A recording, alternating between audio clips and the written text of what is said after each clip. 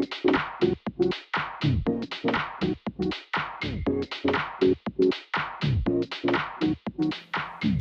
selamat pagi jemaat yang dikasihi oleh Tuhan. Apa kabar? Saya berharap Anda semuanya dalam keadaan baik dan dalam anugerah dan perkenanan Tuhan saja. Terima kasih untuk kesempatan kesekian kalinya buat Pak Gun, Ibu Gun, yang hari ini mempercayakan mimbar ini kepada saya untuk berbagi sesuatu kepada Anda. Ibu Bapak Saudara semuanya, sebelum saya memulai firman Tuhan, ada sedikit cerita yang saya sangat terkesan dengan cerita ini, dan cerita ini bisa mendahului pemberitaan firman Tuhan pagi hari ini. Satu kali ada seorang raja yang hobinya berburu.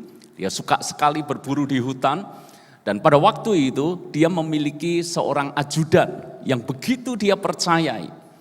Singkat cerita, raja ini mengajak ajudannya pergi ke hutan untuk berburu. Dan kali ini perburuan yang beda seperti biasanya. Bukannya dia mendapat tangkapan rusa atau binatang yang biasa dia dapatkan dalam berburu, tapi justru pada waktu itu dia diserang oleh seekor singa. Dan ketika diserang seekor singa, sang ajudan berusaha melindungi sang raja, namun yang terjadi adalah sekalipun singa itu terhalau pergi, tetapi raja itu kehilangan salah satu jarinya. Maka pulanglah mereka berdua ke istana, dan raja sangat marah. Raja sangat kecewa karena dalam perburuan kali itu tidak dapat apa-apa, tapi justru kehilangan salah satu jarinya. Dan kemudian raja ini mengatakan kepada ajudannya, bagaimana menurut pendapatmu hari ini? Lalu kemudian sang ajudan berkata seperti ini, bagaimanapun tuanku raja, kita perlu bersyukur kepada Tuhan. Sebab Tuhan telah melindungi kita semuanya. Istimewanya Tuhan telah melindungi tuanku raja, sehingga tuanku raja selamat. Mendengar jawaban itu, si raja menjadi marah. Kenapa marah? Karena seolah-olah kehilangan satu jari itu tidak penting bagi ajudan. Maka raja ini marah karena dia merasa dia sudah kehilangan salah satu jarinya, dan bagaimana mungkin harus bersyukur. Lalu kemudian dengan kemarahannya dia jebloskan ajudannya itu ke penjara.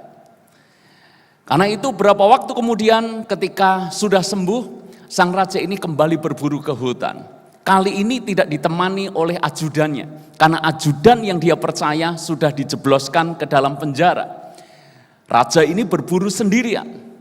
Dan ketika dalam perburuannya kali ini, dia tidak berhadapan dengan singa lagi, tetapi justru dia berhadapan dengan orang-orang primitif, penduduk suku asli di pedalaman itu.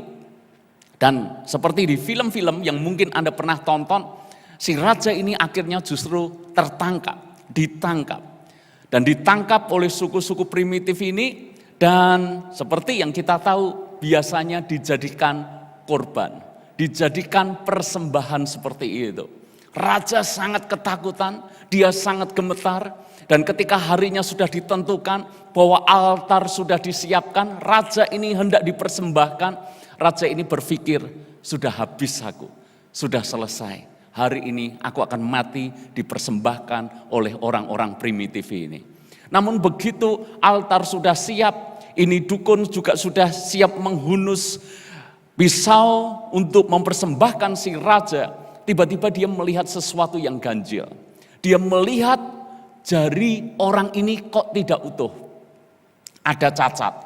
Lalu kemudian si pemimpin upacara ini meletakkan pisaunya dan berkata kepada orang-orang pada waktu itu bahwa tidak layak kita mempersembahkan orang yang cacat. Singkat cerita, raja ini dibebaskan dan diizinkan pulang kembali. Maka raja ini pulang ke istananya dengan hati yang lega. Dan dia panggil si ajudan yang dijebloskannya ke dalam penjara. Dia mengatakan dan menceritakan betapa dia sangat beruntung. Sebab hampir saja dia mati menjadi korban. Namun gara-gara cacat itulah, kehilangan satu jari dulu, makanya dia bisa selamat. Maka sang raja berkata kepada ajudannya, aku sangat menyesal menjebloskan kamu ke dalam penjara. Aku minta maaf, aku sangat menyesal. Dan saudara tahu apa jawaban ajudan raja? Kenapa raja mesti menyesal? Ini pun sudah diatur untuk kebaikan kita bersama. Bayangkan raja, seandainya raja tidak menjebloskan saya ke dalam penjara, apa yang terjadi? Rajanya selamat karena cacat, tapi si ajudan karena utuh, dia pun pasti akan menjadi korban. Memang ini hanya sebuah cerita, tapi pesan moral dari cerita ini adalah kadangkala kita mengalami peristiwa-peristiwa kebetulan. Dunia menyebutnya keberuntungan. Dunia menyebutnya kebetulan. Tapi kalau kita memandang dalam perspektif Kristen, itu bukan keberuntungan biasa. Itu bahkan bukan kebetulan biasa. Kita tahu segala sesuatu diatur Tuhan untuk kebaikan kita semuanya. Yang dalam bahasa kita disebut itulah favor of God, perkenanan Tuhan. Hari ini saya ingin menyampaikan firman Tuhan tentang perkenanan Tuhan. Yang mestinya setiap orang percaya bisa mengalaminya. Banyak tokoh di dalam Alkitab mereka mengalami perkenanan Tuhan. Dan karena itu sepanjang ibadah hari ini kita akan belajar tentang perkenanan Tuhan. Ibadah yang pertama saya akan berikan contoh tentang seperti apa perkenanan Tuhan. Ibadah yang kedua saya akan sampaikan tentang waktu perkenanan Tuhan. Dan di ibadah yang ketiga saya akan luruskan beberapa mitos perkenanan Tuhan yang sebetulnya seringkali keliru. Tetapi orang seringkali menjadikan itu sebagai ukuran. Dan nanti kita akan pelajari bersama-sama sepanjang hari ini. Saya berharap Anda terberkati oleh firman Tuhan hari ini. Anda makin maju, bertumbuh di dalam Tuhan. Dan yang lebih penting daripada semuanya itu, kita semuanya mengalami perkenanan Tuhan. Buka Alkitab kita di dalam Rut pasal yang kedua, kita membaca ayat yang pertama dan seterusnya. Rut pasal yang kedua, ayat yang pertama dan seterusnya saya bacakan buat Anda semuanya. Naomi itu mempunyai seorang sanak dari pihak suaminya, seorang kaya raya dari kaum Elimelek namanya Boas. Maka Rut perempuan Moab itu berkata kepada Naomi, biarkanlah aku pergi ke ladang, memungut bulir-bulir jelai di belakang orang yang murah hati kepadaku. Dan saut Naomi kepadanya, pergilah anakku. Pergilah ia. Lalu sampai di ladang dan memungut jelai di belakang penyabit-penyabit. Kebetulan ia berada di tanah milik Boas yang berasal dari kaum Elimelek. Lalu datanglah Boas dari Bethlehem. Ia berkata kepada penyabit-penyabit itu, Tuhan kiranya menyertai kamu. Jawab mereka kepadanya, Tuhan kiranya memberkati Tuhan. Lalu kata Boas kepada bujangnya yang mengawasi penyabit-penyabit itu, dari manakah perempuan ini? Bujang yang mengawasi penyabit-penyabit itu menjawab, dia adalah seorang perempuan Moab. Dia pulang bersama-sama dengan Naomi dari daerah Moab. Tadi ia berkata, izinkanlah kiranya aku memungut dan mengumpulkan jelai dari antara berkas-berkas jelai ini di belakang penyabit-penyabit.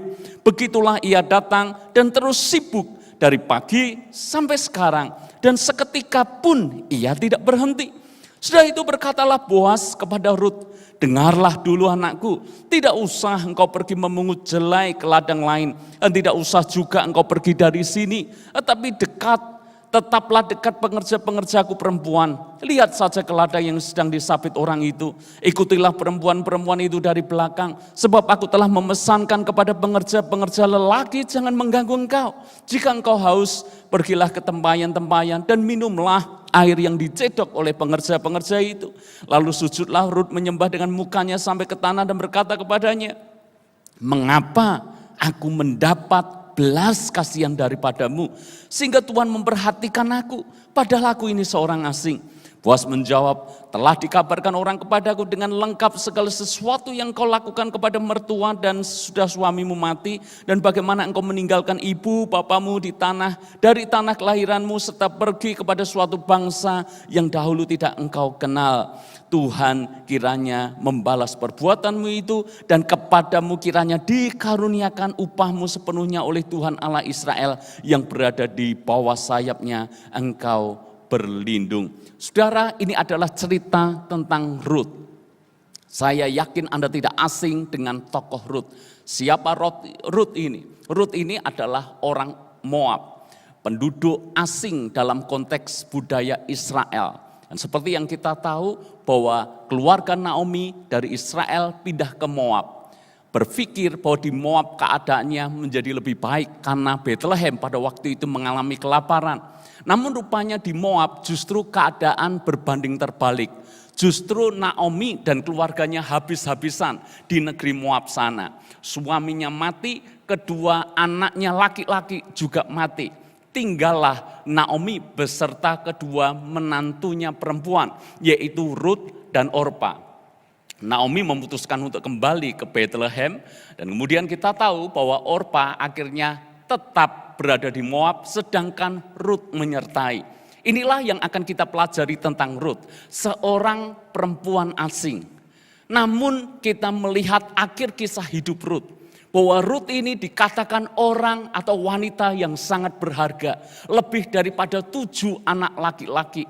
Karena memang di akhir kisah hidup Ruth sangat luar biasa. Ruth diberkati luar biasa. Diperistri Boaz. Tidak hanya seorang yang kaya, tapi juga orang yang saleh. Bahkan dari garis keturunan Ruth lah lahir raja-raja Israel. Yang menjadi pertanyaan adalah bagaimana titik balik kehidupan Ruth sehingga dia mengalami perubahan yang sedemikian luar biasa dan signifikan. Perempuan asing tetapi begitu dimuliakan bahkan di tanah Israel. Apa kunci, apa titik balik yang terjadi dalam kehidupan Ruth? Kalau Anda membaca sepintas mungkin Anda akan berkata, ya Pak, karena Ruth ini orang yang bekerja keras, makanya dia diberkati.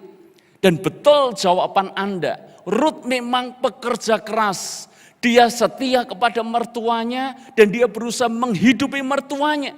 Dengan apa? Dengan bekerja. Apa yang dikerjakan? Dia memungut setiap bulir-bulir yang jatuh. Remah-remah yang jatuh, rontokan-rontokan yang jatuh, dia punguti satu persatu. Dan pengerja-pengerja Boaz mengatakan, dari pagi sampai petang tidak pernah berhenti sedikit pun. Kesimpulan saya, wanita ini atau Ruth ini memang pekerja keras. Tetapi pertanyaan saya buat Anda dan tolong dijawab. Apakah titik balik dalam kehidupan Ruth disebabkan karena dia bekerja keras? Apakah Ruth mengalami keadaan yang luar biasa karena dia bekerja keras? Kalau jawaban Anda, saya rasa karena Ruth bekerja keras, dia sukses. Saya rasa karena Ruth rajin dari pagi sampai petang, maka dia berhasil. Kalau itu jawaban Anda, menurut saya jawaban Anda keliru besar. Coba pikirkan. Seandainya boleh dikatakan Ruth bekerja keras secara konsisten terus menerus. Dari pagi sampai petang dia pungut setiap bulir jelai yang jatuh. Kira-kira menurut Anda dalam waktu 1 tahun, dalam waktu 10 tahun, apakah dia akan menjadi wanita yang kaya? Kira-kira menurut Anda dalam waktu 20 tahun, dia rajin, dia bekerja keras, terus menerus lakukan itu. Apakah Ruth akan berhasil? Tentu saja sekedar cukup. Tetapi untuk menjadi wanita yang hebat dan luar biasa, bukan ditentukan oleh kerja kerasnya. Saya ingin mengajak Anda semuanya merenungkan hal sesimpel ini. Bahwa keberhasilan kita di dalam Tuhan bukan ditentukan oleh seberapa keras kita bekerja. Bukan seberapa hebat kita. Keberhasilan dalam bidang apapun. Bahkan termasuk di dalam pelayanan kita. Termasuk dalam pencapaian-pencapaian kita. Alkitab mengajarkan kepada kita. Bukan untuk bermalas-malasan. Karena Amsal menulis Tuhan akan memberkati tangan yang rajin. Tangan yang rajin akan menjadikan kaya. Namun juga Alkitab berkata seperti ini. Bahwa Tuhan memberikan roti kepada orang yang dicintainya pada waktu tidur. Ayat-ayat ini bukan bertentangan satu sama lain, tetapi ayat ini justru melengkapi.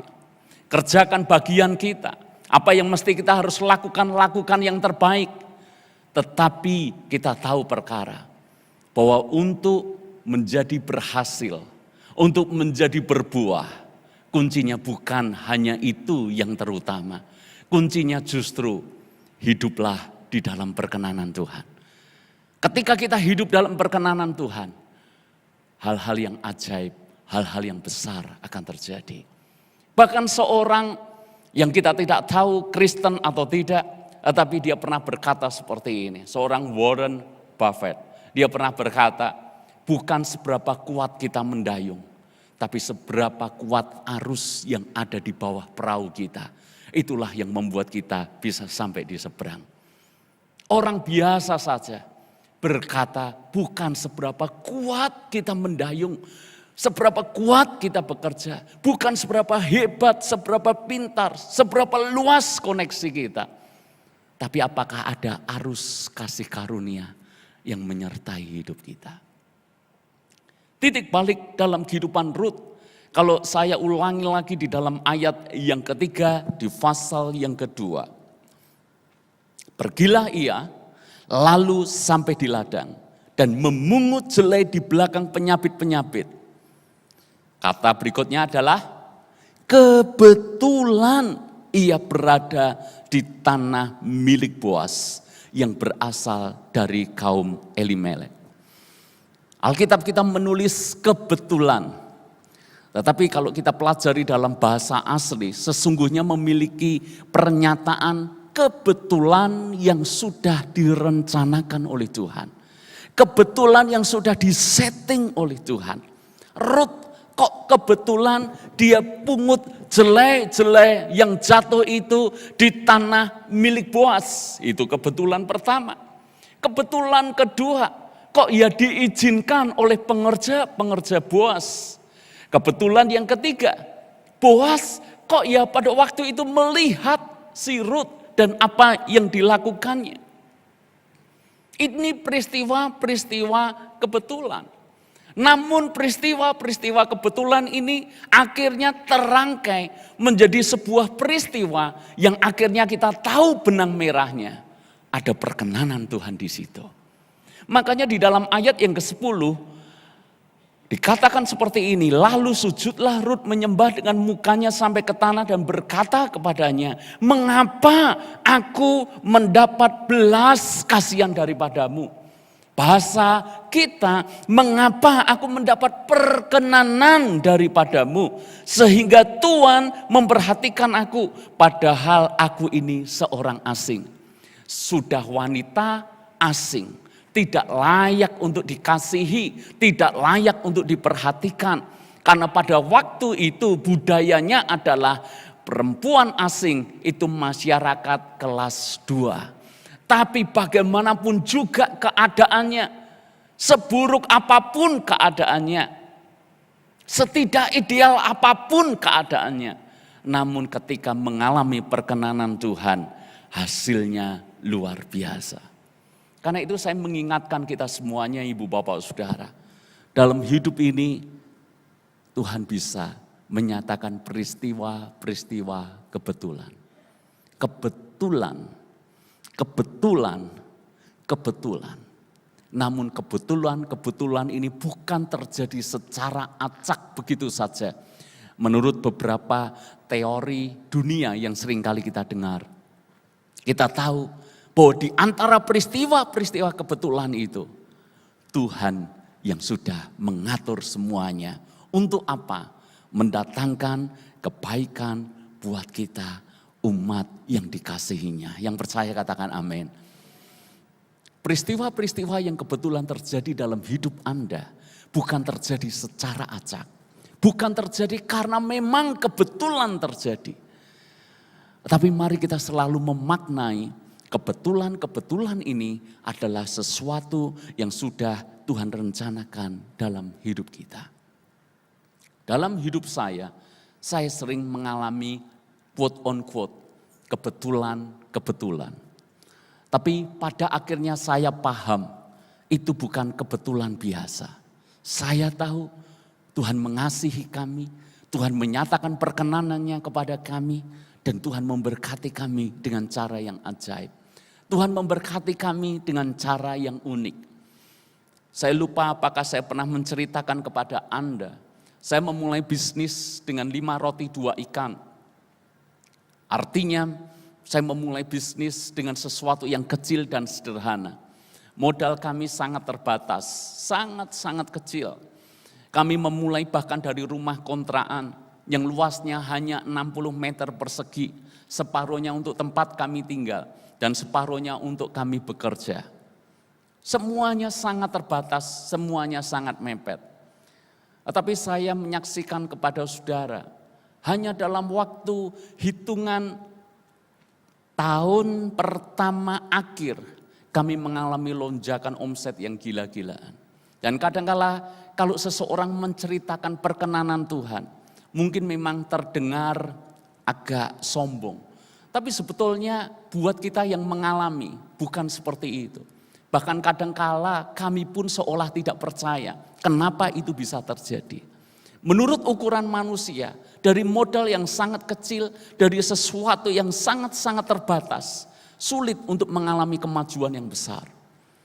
Tapi saya bisa menceritakan kepada saudara, di awal-awal tahun kami mengawali bisnis penerbitan, kami mengawali bisnis percetakan, lonjakan omsetnya itu bisa ratusan persen dalam 1 tahun. Bahkan pernah mencapai titik 1000% dalam 1 tahun. Artinya 10 kali lipat saudara dari omset yang sebelumnya. Dan itu real terjadi. Saya juga tidak berhutang pinjam ke bank. Karena Anda tahu masalahnya tidak ada yang bisa dijaminkan. Jadi sama sekali kami mengawali dengan modal 5 roti 2 ikan. Modal 0 saudara. Kami bisa mendapat kantor, kami bisa membangun percetakan, kami bisa diberkati ini dan itu dan seterusnya. Saya pun kalau ditanya sulit untuk menceritakan rahasia keberhasilannya apa. Beberapa kawan yang datang dan ini kawan tahu persis sejarah hidup kami. Dan dia tanya, kalau menurutmu rahasia keberhasilanmu apa? Dan saya menjawab, kalau mau ditelisik dari sudut teori ekonomi manapun, sepertinya sangat mustahil. Maka jawaban saya dan kesimpulan saya cuma satu. Semuanya karena faktor perkenanan Tuhan. Favor of God. Kebetulan-kebetulan yang terangkai dengan sempurna. Saya atau kami diberkati dengan klien yang sangat besar di percetakan. Dan cara Tuhan mengirim klien kami ini quote on quote, lagi-lagi kebetulan. Klien ini kenal dengan saya dan klien ini kenal juga dengan sebuah percetakan. Dan dia telepon ke saya hanya untuk menanyakan nomor percetakan itu. Karena dia tahu saya mengenal percetakan itu. Dan tentu saja saya kasih nomor kontak daripada percetakan itu. Lalu kemudian dari dia telepon itu dia tanya, kamu mengerjakan apa? Ya kami seperti biasa, saya menulis, lalu kemudian saya cetak dan kemudian saya distribusikan. Dan dia kemudian baru sadar, oh kamu bisa mencetak ya? Saya menjawab tentu saja kami belum punya mesin, kami masih harus lempar keluar. Kami masih harus subkan seperti itu. Dan dia berkata, enggak apa-apa. Kalau demikian, kamu saja yang nulis, kamu saja yang cetak. Ini perusahaan kelas nasional dan dia buat majalah atau buletin seperti itu. Singkat cerita, kamilah yang kebanjiran order. Rutin, bertahun-tahun saudara. Lebih dari 10 tahun. Dengan omset yang gila-gilaan. Anda tahu, peristiwa kebetulan. Tapi Tuhan nyatakan itu buat kebaikan kami. Kami tidak punya modal, bahkan terus terang saya ngomong ke dia, kami tidak ada modal untuk sebesar itu. Dia pinjamin dulu modalnya, mana ada bisnis model seperti ini. Tapi Tuhan lakukan itu. Kok bisa?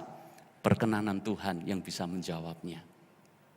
Maka saya mengatakan kepada Anda, yang mungkin hari-hari ini sedang mengalami kesulitan. Anda mungkin sedang mengalami tantangan. Anda mungkin putus asa dengan masa depan Anda.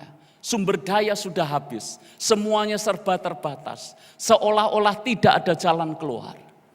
Tapi ada satu hal yang kita harusnya imani dan menjadi pengharapan kita. Masih ada perkenanan Tuhan. Hiduplah dalam perkenanan Tuhan. Maka kita akan melihat perubahan dan perbedaan. Yang bahkan sulit untuk bisa diceritakan. Hanya saja ibu bapak saudara saya mengatakan konsep kita sebagai orang Kristen itu seringkali saya diberkati karena saya baik. Saya diberkati karena saleh. Bahkan ketika kita diberkati kita langsung introspeksi. Kenapa ya hari ini berkatnya luar biasa. Lalu kemudian kita mulai bikin checklist. Pertama, mungkin karena kemarin minggu saya rajin ibadah dan saya sungguh-sungguh saya menangis dalam hadirat Tuhan. Mungkin karena itu. Kita cek. Lalu kemudian mungkin karena kemarin saya melayani Tuhan. Makanya Tuhan memberkati saya. Kita cek. Lalu kemudian kita lihat apa mungkin ya gara-gara minggu kemarin saya memberikan persembahan lebih dari biasanya. Itu yang membuat hari ini saya diberkati. Kita cek. Selalu kita berpikir karena ada sesuatu yang saya lakukan. Tuhan memberkati. Kalau itu konsep kita. Itu bukan bapak dan anak. Tadi itu mirip konsep transaksional. Mirip konsep perdagangan. Karena saya baik, Tuhan baik. Karena saya rajin, maka Tuhan memberkati kerajinan dan kesalehan saya. Lalu kemudian kita berpikir, kalau begitu saya tingkatkan lagi ibadah saya. Enggak salah saudara. Tapi kalau Anda meningkatkan ibadah, supaya Anda diberkati Tuhan lebih banyak, lebih sering. Saya kira kita perlu koreksi lagi cara pandang kita. Karena satu kali mungkin kita akan menjadi orang yang paling kecewa dengan Tuhan. Karena kita berkata, Tuhan aku sudah beribadah lebih banyak. Aku sudah mengambil waktu doa puasa lebih sering. Aku sudah melayani lebih banyak dari waktu sebelumnya. Tuhan jangan lupa aku memberi lebih banyak lagi. Kenapa bisnisku sekarang malah merosot? Kenapa justru mengalami situasi seperti ini? Karena cara pandangnya transaksional dengan Tuhan. Perkenanan Tuhan tidak pandang itu. Menurut Anda apa kebaikan Rut yang membuat Boas akhirnya memperistri Rut? Apakah karena dia rajin? Kalau cari orang rajin, di Israel banyak orang rajin. Tentu jawabannya kembali semuanya karena perkenanan Tuhan saja. Jangan hitung dan jangan ukur segala sesuatu dengan hitung-hitungan dengan Tuhan. Mirip dengan perumpamaan Yesus tentang pengerja-pengerja di kebun anggur. Makanya perkenanan Tuhan itu bisa selalu menimbulkan perspektif buat orang yang tidak paham. Menimbulkan iri hati. Pekerja yang datang pagi diupah sama dengan pekerja yang datang lebih lambat. Diupah sama dengan pekerja yang datang di siang hari. Bahkan diupah sama dengan pekerja yang datang di last minute. Hanya bekerja beberapa waktu tapi upahnya sama. Dan jujur, bukankah seringkali kita seperti pekerja yang datang di awal? Cara pandang kita transaksional. Makanya ketika melihat orang lain diberkati, padahal kita merasa lebih rohani, kita lebih baik, kita lebih saleh, kita melayani lebih banyak, kita jadi marah dengan Tuhan. Kita jadi kecewa dengan Tuhan. Padahal urusannya apa? Kalau Tuhan memberkati orang lain, Tuhan memberkati saudara kita. Bukankah tidak ada efek secara langsung dalam keuangan kita? Kalau Tuhan membuatnya miskin, kita tidak bisa bertambah kaya. Kalau dia diberkati menjadi kaya, itu juga tidak memiskinkan kita. Tapi kita bisa marah dengan Tuhan. Hati-hati, kalau Anda mengalami perkenanan Tuhan, mungkin akan ada banyak orang yang iri kepada kita. Tapi itu sulit untuk dijelaskan. Sulit untuk dijelaskan kenapa pekerja yang datang di jam terakhir diupah sama. Kenapa ada orang Kristen yang barusan kemarin bertobat, masa lalunya gelap, masa lalunya suram, kok diberkati lebih daripada kita? Kita set ulang cara berpikir kita. Hubungan dengan Tuhan Bapa dan Anak bukan mirip pedagang dengan pembelinya. Bapak dan anak, Anda pernah menjadi bapak, Anda pernah menjadi orang tua. Saya tanya kepada Anda, ketika Anda memberikan sesuatu kepada anak Anda, transaksi atau kasih? Apakah Anda tunggu dulu? Sekalipun banyak orang tua berkata seperti ini, kalau kamu baik, aku akan belikan ini. Kalau nilaimu bagus, hadiahnya ini. Kalau kamu ulang tahun, kamu akan dapat kado. Umum, wajar kalau seperti itu. Tapi pertanyaan saya, siapa yang memberkati atau memberi kepada anaknya karena hal-hal itu saja? Bukankah kita lebih daripada itu? Tidak ulang tahun, tiba-tiba ketika kita jalan-jalan, kita lihat ini bagus, mainan yang disukai anak kita. Anda bisa belikan itu dan kasih kepada anak Anda tanpa alasan apapun. Baru beberapa minggu yang lalu, saya dan istri jalan-jalan. Kalau jalan-jalan shopping biasanya istri yang belanja. Tapi kali itu saya lihat ada sepatu yang bagus banget.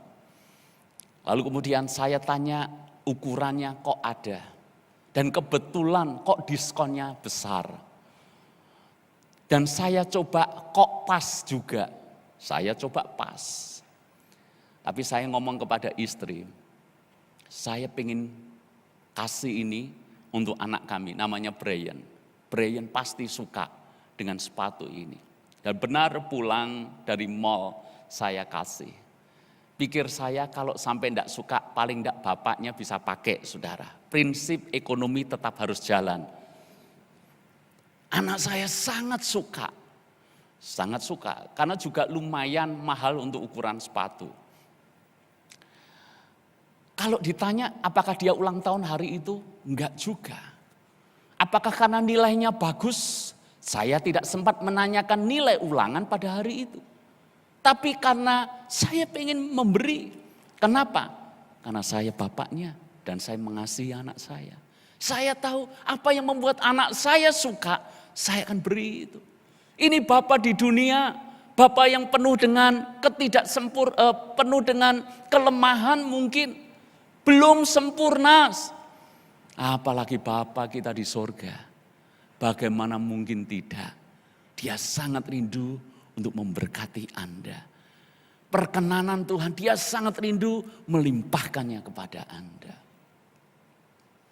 Saya tutup dengan sebuah kisah, quote on quote lagi. Kebetulan, kebetulan, kebetulan.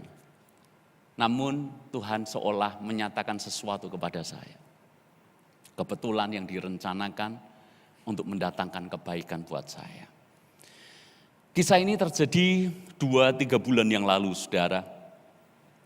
Satu kali di malam hari, tiba-tiba ada sebuah teks di WA saya masuk, ada sebuah pesan. Dan kali ini pesan yang masuk ke WA saya pakai bahasa Inggris. Sementara saya jarang sekali mendapat teks dari orang luar pakai bahasa Inggris. Dan dia memperkenalkan diri sebagai orang dari Singapura. Dan dia sangat terberkati dengan pelayanan saya.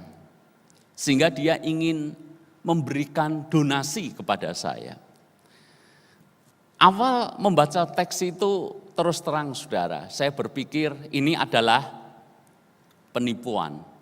Karena pelayanan saya di Indonesia, bahkan Solo, saya pelayanan keluar pun paling dekat atau paling jauh, ya lingkup dekat-dekat Solo, Semarang, Kudus, Jogja, Jakarta itu pun jarang-jarang. Jadi sepertinya kok orang Singapura, pakai bahasa Inggris lagi saudara. Saya pikir ya ini penipuan aja. Maka saya cuma menjawab formalitas, oke, thank you, God bless. Dah selesai saudara. Saya tidak begitu responi. Tapi besoknya saudara, nomor yang sama ini telepon saya. Dan dia memperkenalkan memang orang Singapura yang kebetulan dia dalam 3 tahun terakhir ini ada bisnis di Indonesia. Dia menceritakan kepada kami, dia minta waktu sebentar saja apakah bisa. Ya saya pikir ya nggak ada salahnya lah ya. Lalu kemudian dia menceritakan, lah cerita ini yang saya ceritakan kepada Anda. Dan cerita ini agak berbelit-belit dikit saudara.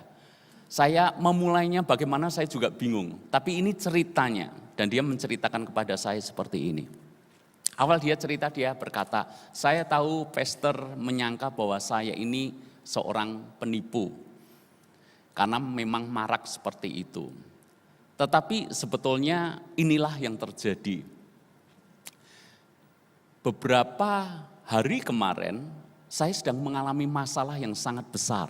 Masalah yang sangat berat. Saya sampai gelisah, saya sampai sulit untuk tidur. Dan di tengah malam itu, karena saya sulit untuk tidur, saya tertekan, saya gelisah, saya frustasi, saya kecewa. Maka saya memutuskan untuk lebih baik saya worship saja. Ini bahasanya dia. Saya menyembah saja. Dan ketika dia menyembah, dia pengen dengar firman Tuhan.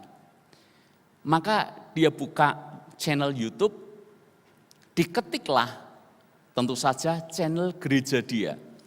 Ini adalah salah satu gereja terbesar di Indonesia, juga salah satu gereja yang sangat besar di Jakarta sana. Dia ketik nama gerejanya. Ya mestinya kalau dalam mesin pencarian yang diketik nama gerejanya, apalagi gereja besar, yang muncul tentu saja gereja itu dengan segala khotbahnya. Tapi dia menceritakan, tapi aneh pastor, karena begitu saya ketik nama gereja saya, yang muncul itu justru channel YouTube-nya pastor. Kebetulan yang pertama. Kebetulan yang kedua dia menceritakan, saya tidak tahu ini channelnya, saya tidak kenal ini siapa Petrus Quick. Tapi judul daripada channel YouTube atau video saya pada waktu itu adalah Di Manakah Tuhan Ketika Aku Menderita. Judulnya itu. Lalu kemudian dia pencet itu. Dan lalu saya ketika dia menceritakan saya ingat, oh itu video yang dimaksud. Saya sedang khotbah tentang di manakah Tuhan ketika kita sakit. Di manakah Tuhan ketika kita mengalami kehilangan. Di mana Tuhan ketika kita menderita. Dia menceritakan, saya sampai pause video itu. Karena pastor memberikan contoh-contoh yang persis saya alami. Di mana Tuhan ketika saya sakit. Sehingga dia, loh kok pas. Di mana Tuhan ketika mengalami kehilangan. Kok pas, dia sampai cerita. Saya sempat pause, saya berkata dalam hati. Saya lanjutkan atau tidak. Kok saya sangat takut. Karena ini persis dengan saya. Tapi akhirnya dia lanjutkan. Dan ketika dilanjutkan memang beberapa persis dengan apa yang dia alami. Lalu dia berkata seperti ini. Tapi pastor, di akhir selesai firman Tuhan itu seolah berkata kepada saya melalui apa yang pastor sampaikan. Saya sangat lega, saya sangat diberkati. Saya imannya bangkit kembali. Lalu kemudian dia menceritakan. Berikutnya saya langsung cari channelnya pastor. Saya ikuti semuanya. Saya diberkati. Dan kemudian dia berkata kepada suaminya. Kita mesti harus berkati pastor ini. Karena pastor ini sangat memberkati kita. Membangun iman kita. Masalahnya di akun channel saya atau di channel kami. Tentu saja tidak ada nomor rekening saudara. Anda cari juga enggak ketemu. Dia pengen berkati tapi bingung caranya gimana. Karena enggak ada saudara. Dan dia berpikir mau hubungi saya. Dia coba cari-cari. Lalu kemudian dia berkata saya akan DM aja pastor. Masalahnya saya ini jarang buka akun media sosial. Sehingga dia private message saya enggak buka, saya enggak tahu. Tapi dia enggak lelah saudara, saya pengen tetap harus berkati pastor ini. Kebetulan dia lihat bahwa kan seringkali ada teks Petrus Quick, Gembala Sidang GBI Shalom Solo. Cuma itu, dia pikir oh ini kota Solo. Dia pikir kota Solo itu kecil saudara. Dia pikir oh saya tahu Solo pasti kita ketemu. Cuma dia kan gak tahu Solo itu ya lumayan gede. Ada ratusan ribu atau jutaan orang di Solo juga. Bagaimana cara untuk mencari satu orang di antara jutaan? Maka dia selalu bertanya kepada orang-orang di gereja yang dia kenal. Ini orang luar negeri saudara. Temennya juga tentu tidak banyak. Tapi dia terus tanya, kamu tahu Solo? Kamu kenal enggak orang Solo yang namanya Petrus Quick? Kebetulan berikutnya ternyata dia di gerejanya kenal dengan orang yang ternyata orang Solo. Dan dia cari dan dia ketemu, dia tanya, kamu kenal enggak dengan pendeta atau pastor Petrus Quick? Kebetulan berikutnya, lupa entah kebetulan yang berapa, orang ini berkata, aku tidak kenal, tapi aku kenal dengan adik iparnya. Jadi rupanya dia ini teman kerja daripada adik istri saya. Ini sudah 15 tahun yang lalu. Aku akan coba tanyakan ke dia. Dan dia tanya ke adik istri atau adik ipar saya, minta nomor saya. Dan kemudian diberikanlah kepada orang Singapura ini. Makanya orang Singapura bisa hubungi saya. Dan dia excited, dia merasa kita bisa ngobrol seperti ini karena Tuhan sudah merencanakan. Lalu kemudian dalam tanda kutip dia paksa saya untuk menerima berkatnya dia. Mungkin tidak banyak pastor, tapi saya pengen berkati pastor. Saya pengen, dia berkata, kan pastor bangun channel ini kan butuh dana. Saya menjawab, enggak. Kan butuh lighting. Lighting kami sudah ada. Butuh kamera sudah ada. Jadi enggak perlu. Kan butuh orang untuk mengoperasikannya. Enggak, saya yang mengoperasikan sendiri. Jadi di rumah kami mirip ada kayak studio kecil itu. Saya tinggal atur tripod, saya pasang kamera, saya pencet sendiri. Enggak ada biaya, saya ngomong demikian. Tapi yang mengedit staf yang bekerja di tempat kami, itu juga sudah include, sudah dibayar. Jadi enggak ada. Dan dia bingung, mau memberkatinya gimana, ini orang kok sulit banget diberkati. Kalau begitu saya ingin memberkati gerejanya pastor. Gereja kami juga keuangannya bagus, nggak ada pengeluaran yang gimana-gimana. Nah, kemudian dia paksa terus sampai dia tanya, kalau demikian program apa yang pastor sekarang sedang kerjakan? Karena didesak terus, saya bingung mau menceritakan gimana. Tapi akhirnya saya menceritakan. Ya memang kami sedang bergumul untuk pembelian tanah, berikut kami mempersiapkan untuk membangun. Saya pernah cerita kepada saudara, jadi 3 tahun yang lalu saya menjadi gembala sidang, 1 tahun baru menggembalakan, tiba-tiba harus memikirkan gereja, gedung, karena gedung gereja yang kami pakai dijual oleh pihak keluarga. Jadi PR-nya sudah berat, tapi saya tahu ada kasih karunia, itu yang penting.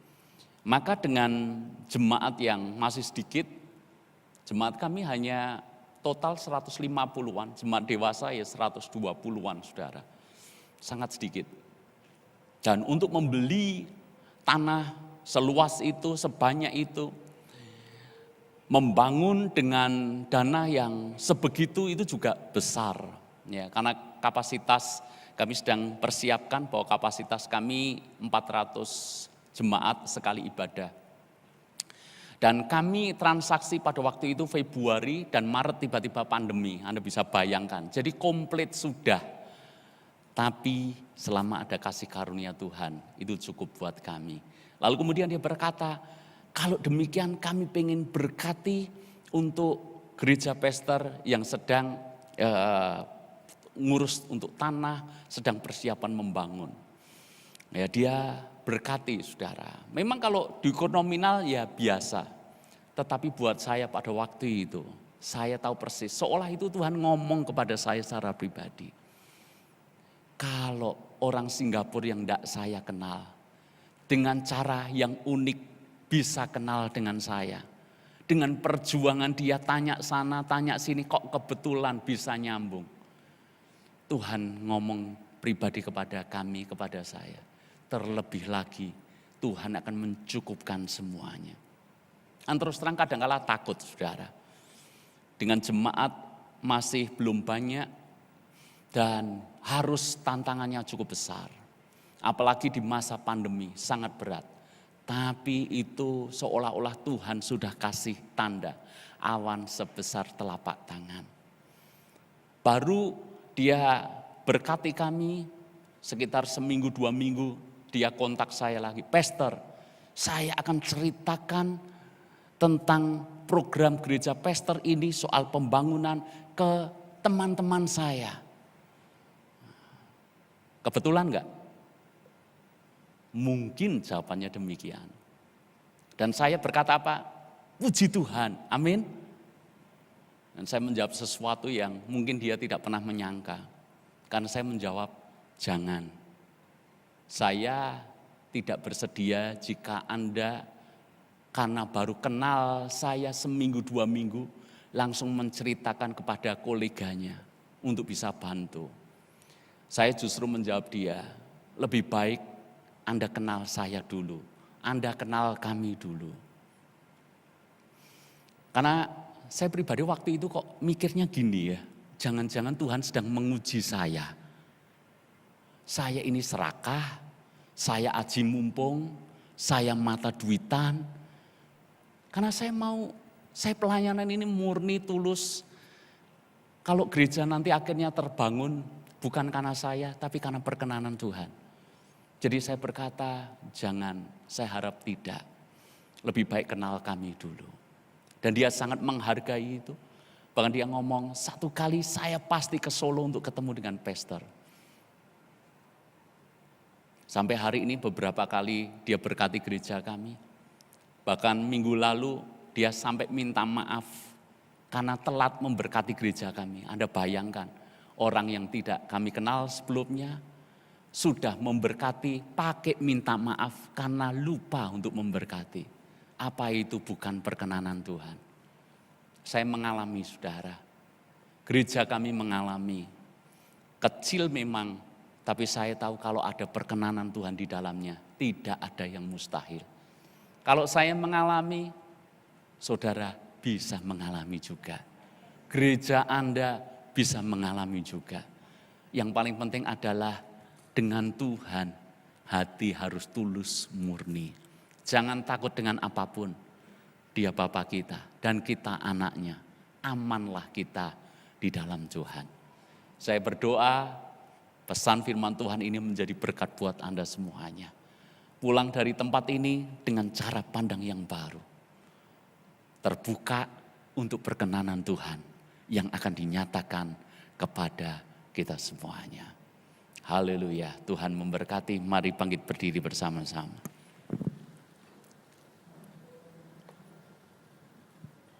Terima kasih Tuhan, terima kasih. Kuada sebagaimana kuada, hanya oleh kasih karunia Tuhan. Besar anugerah-Mu Tuhan.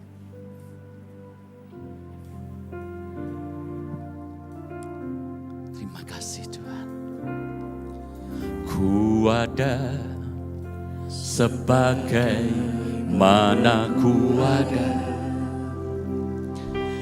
berdiri menghadap tahta-Mu Bapa. Semua karena anugerah-Mu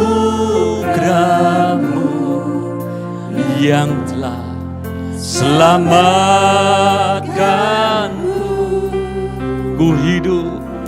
Ku hidup dalam segala kelimpahan. Ku layak untuk melayani melayani Tuhan. Semua karena anugerah-Mu Tuhan. Anugerah-Mu tercurah bagiku. Besar anugerah-Mu,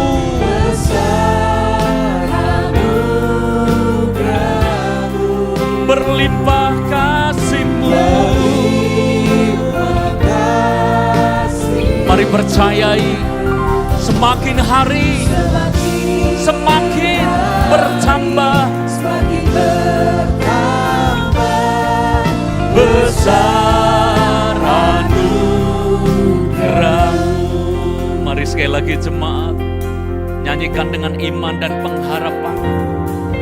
Ku ada sebagaimana ku ada. Terima kasih Tuhan.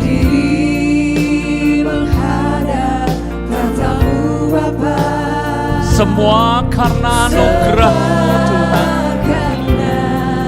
Anugerah-Mu yang telah selamatkanku.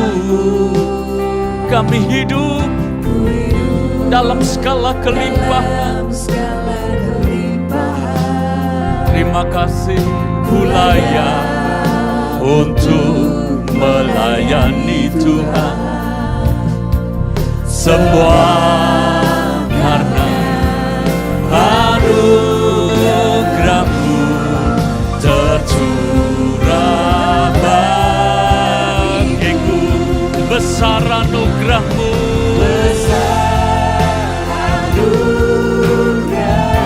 tercurah ya Tuhan.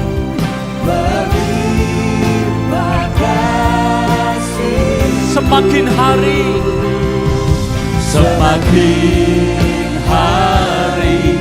semakin bertambah, besar anugerah. Mari sekali lagi bersama-sama percaya dengan iman. Besar anugerah, melimpah. Terima kasih Tuhan. Terima kasih. Semakin hari semakin bertambah, besar anugerah-Mu. Semakin hari semakin bertambah, besar anugerah-Mu.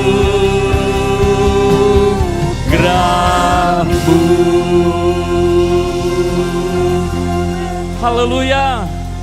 Terima kasih buat anugerah, perkenanan Tuhan yang dinyatakan kepada umat-Mu, kepada kami anak-anak-Mu. Semakin hari semakin bertambah-tambah, semakin melimpah-limpah kasih karunia Tuhan buat kami. Jemaat Tuhan yang hari ini mengalami tantangan pergumulan, seolah-olah tidak ada jalan keluar, seolah-olah sulit memandang masa depan. Tapi hari ini kami percaya masih ada perkenanan Tuhan buat kami, masih tersedia anugerah Tuhan buat kami. Ketika kami menyatakan iman pengharapan kami kepada Tuhan, justru kami akan mengalami pekerjaan Tuhan yang besar dan ajaib dalam hidup kami. Dalam nama Yesus Tuhan, kami diberkati oleh firman Tuhan. Haleluya. Amin. Amin. Silakan duduk, Tuhan berkati.